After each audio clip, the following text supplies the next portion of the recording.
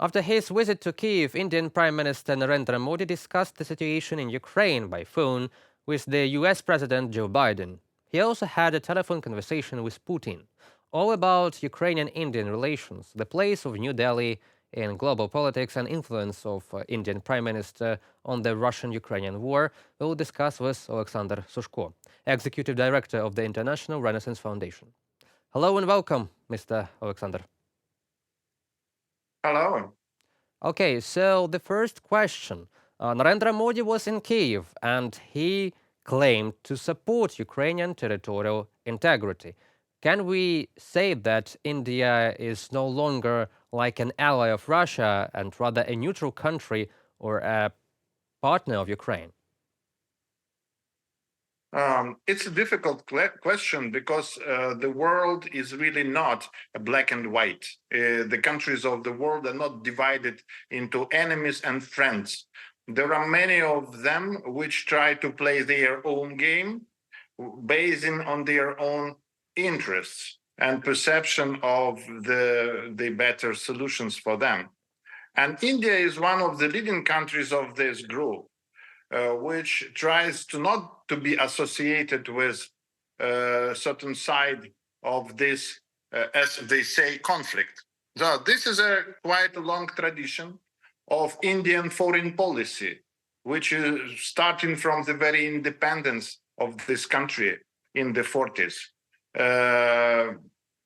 During the Cold War, India was one of the leaders of so-called non-allied world, trying to not to be associated neither with the Soviet camp nor with the West. And now they continue this kind of policy, which is sometimes it's not pleasant for us. It's not something which makes us enthusiastic about India. At the same time, we have to accept this. And try to build our own policy on the Indian direction. And the visit of Prime Minister Modi, I think, is quite a visible success of Ukrainian foreign policy, because we know that there were no single visits of this level to Ukraine for the whole period of Ukrainian independence. So the very fact of that one of the leaders of the countries which are perceived one of the leading so-called global south or non-Western world countries arrived to Kyiv in the very difficult moment for our country. He is one of the few leaders of so-called global south to visit Kyiv. And also, it is also important in the context of the criticism which Ukrainian side demonstrated after Modi's visit to Moscow in July, which coincided with the deadly attack of Russian military to Ukraine. And specifically, it was a day when the children's hospital of Madrid was damaged. And at that time, Modi was very friendly connecting to Putin, and there was a quite strong statement of President Zelensky blaming Modi for this move. And even we understand that Modi was not happy with this criticism, but anyway, he arrived to Kyiv. So this is a good sign. At the same time, we understand that India will likely to continue its own foreign policy, trying to be between. So they perceive our conflict not the way we perceive it. I mean, so we have clear distinction between aggressive power, which is Russia, and the victim, which is Ukraine. India perceives it differently, as they do with regards many other conflicts. They perceive it as a conflict between two sides, which should be mediated, negotiated, and then these sides should reach negotiated peace at a certain moment. So that is their approach. And in this approach, they want to be a mediator. They are ready to deliver messages, to communicate with both sides. Yes, and we have to understand that they will likely to continue this approach. Certainly, we have to keep our criticism because equaling victim and the aggressor is not correct, is not corresponding with the UN Charter, yes. But at the same time, it is a part of the real politics, which is a part of the real world. So we have to keep our efforts in order to engage these countries like India and trying to persuade them, trying to convince them at least to change when it comes to the steps which may be perceived as a support of Russia. Mhm. And so India positions itself as one of the leaders of the global south, as well as India is the largest in the world importer of Russian raw oil, crude oil at the moment. And do you see any possibilities for us to attract Indian influence as one of the leaders of the global south, just like they use Russia for raw materials like gas and oil, and they like trading with gas and oil and products and goods with them? Can we, as an independent state, Ukraine, our foreign policy, maybe with the help of some partner states, propose something to India to attract their goodwill? Okay, you are right. I may say even more. India, in economic terms, and one of the biggest beneficiaries of the war between Ukraine and Russia. Why?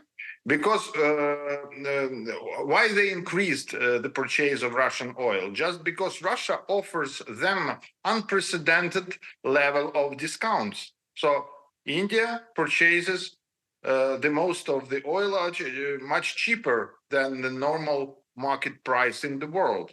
And this is a price which Russia pays in order to keep India on board, keep India interested to continue this policy. And now Ukraine has not something to propose symmetrically because we do not have any economic instruments to offer for India in this sense. Russia uses its resources in order to build a new system of delivery of its, in particular, the oil, in order to compensate sanctions imposed by the Western countries. And they will likely continue, and I don't think that we will be able to stop these exports to India. At the same time, I think that there are ways which Ukraine may use in order to keep India also on board. And if it comes to the strategic thinking, India's main enemy is China. And one of the main allies is China.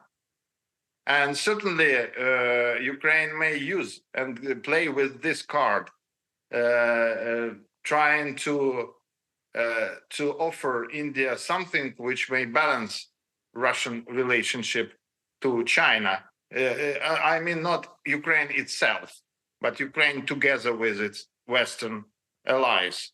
So if the war and Russian aggressive war against Ukraine will contribute to the Chinese-Russian strategic partnership, it may severely affect Indian interests. So India is not interested in Russian victory in Ukraine, and that's a fact which may be exploited. Also, we may think about the fact that India will not continue with the sanctions. India will not join these sanctions which imposed by Russians, by the West. But at the same time, India itself is not interested to become part of the target of the sanctions. That is why Western sanctions sooner or later will touch Indian interests if they will just continue to purchase Russian oil sooner or later. And that is why I think that the honeymoon between India and Russia will not last long. is just a tactical instrument of India to get benefits, but it is not a long-term story. I think that there are some limits of these benefits, and India already understands this. And that is why one of the reasons why Modi arrived to Kyiv. Thank you. That is a very in-depth look into Indian relations, not only with Ukraine and Russia, but also with its, as you say, strategic adversary, China. Maybe that will influence our further Ukrainian-Indian relations, and we will see some good movements, positive ones, for the global West from the global South. Thank you, Oleksandr Sushko. It was Executive Director of the International Renaissance Foundation.